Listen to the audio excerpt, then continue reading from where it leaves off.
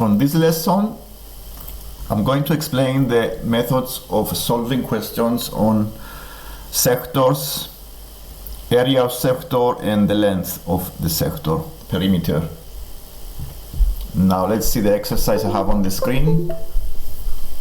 Here, as you can see, I have two sectors. If you see the sectors, the first one is ABD, and the second sector is the CBD.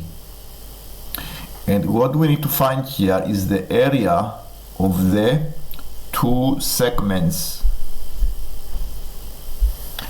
The whole area is the segment. I divided the segment in two parts, the first and the second, and this is the area that we need to find. And the radius of the first sector is 12 centimeters. The angle is 0.3 radians. And the radius of the first sector is 5, and the angle is 1.2 radians. And what we need to find is the area that is in black between these two sectors. And I draw the chord BD to separate this in two parts. Okay, so the segment 1 and the segment 2. So I separate the whole area in two segments, the segment 1 and the segment 2, because what I want to find is the area of the overlapping section. To find the segment 1, we need to find the area of the sector CBD, subtracting the triangle CBD.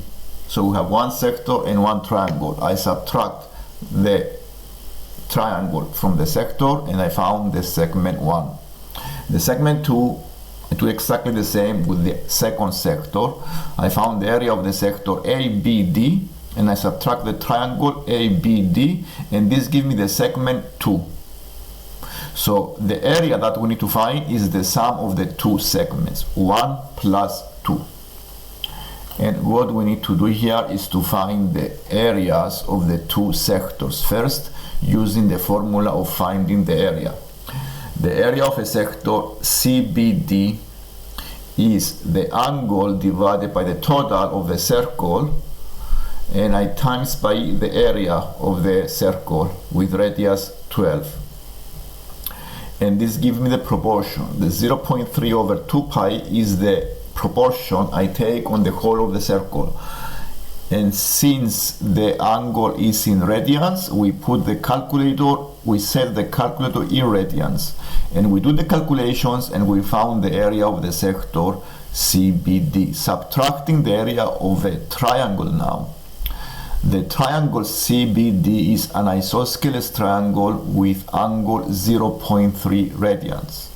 So we use the formula of area half times A B sine C, and because the two sides are equal, these are the radius of a circle, this formula is a half 12 square times sine of 0.3. Now subtracting these two areas give you the segment 1, and the segment 1 is 0.3. We do exactly the same with the area 2, the segment 2, and the segment 2 is the sector area with radians with angle 1.2, and also the triangle with also angle 1.2. So subtracting the area of a sector minus the triangle give you the area of a segment 2, which is 3.3. Adding these two areas give you the total area of this whole region, the overlapping section. And this is similar here. I have another exercise here with sector, and what we need to find here is the area of the shaded region. The shaded region is the ABCD. It's not a trapezium, is not. So how do I find this region? I need to find the whole area of a sector, subtracting the area of the triangle, and this gives me the segment ABCD. So this is what I did. This is the area of a sector. is 1.6 over 2 pi times pi r squared. The radius is the 5 plus 3 is 8. And the other one is the area of a triangle. 5 squared is 25 over 2 sine 1.6 radians, and this gives you the area 38.7. In the following page I have some trigonometric equations that we can solve and find the solutions.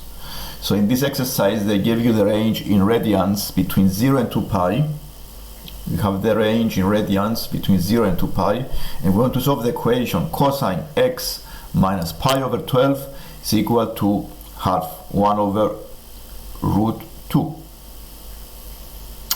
To do this, we can use first the inverse to find the angle that give you a cosine of 1 over root 2, and this angle in radians is pi over 4.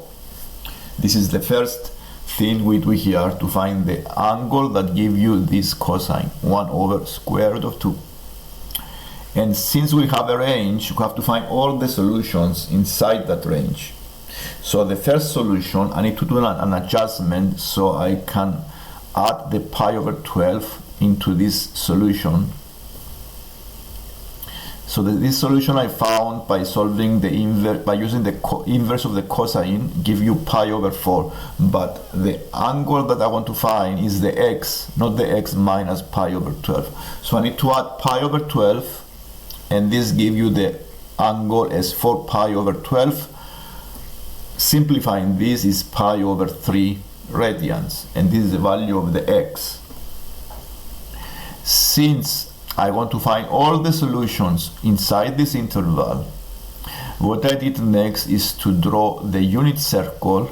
This is what I have here, is the unit circle with radians. The radius is 1 unit circle. And to find the other solutions, I check on the horizontal axis. For the cosine function, I check on the horizontal axis. The value that I have here on the horizontal axis as a dot is the value of the equation 1 over root 2. Okay, so this is the point here A. So this value here is, to make it clear, is 1 over root 2. And I found the first angle on the calculator by using the inverse function, and this is pi over 4. Because these trigonometric ratios have many solutions, I need to go and find other solutions that give you the same answer. And since I check on the horizontal axis, the only possibility is to go anti-clockwise and go into the fourth quadrant. So the solutions are on the first quadrant and the fourth quadrant. And the reason is because I check on the horizontal axis, and this I need to go anti-clockwise and find the other solution as well.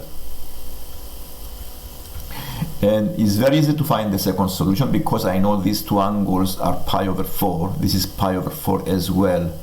So I can do 2 pi minus pi over 4, which is, and I can find the other angle on the fourth quadrant. So I do 2 pi minus pi over 4, and this gives you 7 pi over 4. This is the angle I have here, 7 pi over 4. This is 7 pi over 4. Because I want to find the solutions for x, I need to go and add pi over 12 because the exercise wants the solutions for x. So I need to add pi over 12 into the 7 pi over 4, and then by adding these two fractions we have the final answer as 22 pi over 12. And that's acceptable, I think, because it's inside the range. This is inside the range, is less than 2 pi, because the range is between 0 and 2 pi. I need to find all the solutions inside this range. And remember that the 2 pi, because the pi is 180 degrees, the 2 pi is 360 degrees, 1/3. And starting from 0 I go anti-clockwise because the angle is positive. And that's the two solutions we have by solving these equations. And this is the method of solving trigonometric equations in radians. The same way you can do for sine 3x equals minus half. To find the solutions, the other solutions for the sine, you check on the vertical axis and not the horizontal axis. And it's very easy, because once I found the first solution, which is on because the sine is negative, and I check on the vertical axis, it have to be on the third or fourth quadrant, the solutions. And I use some geometry and find the other solutions after dividing by 3. If you like the lessons and you want to see more lessons like this, subscribe and like the video. Thank you very much.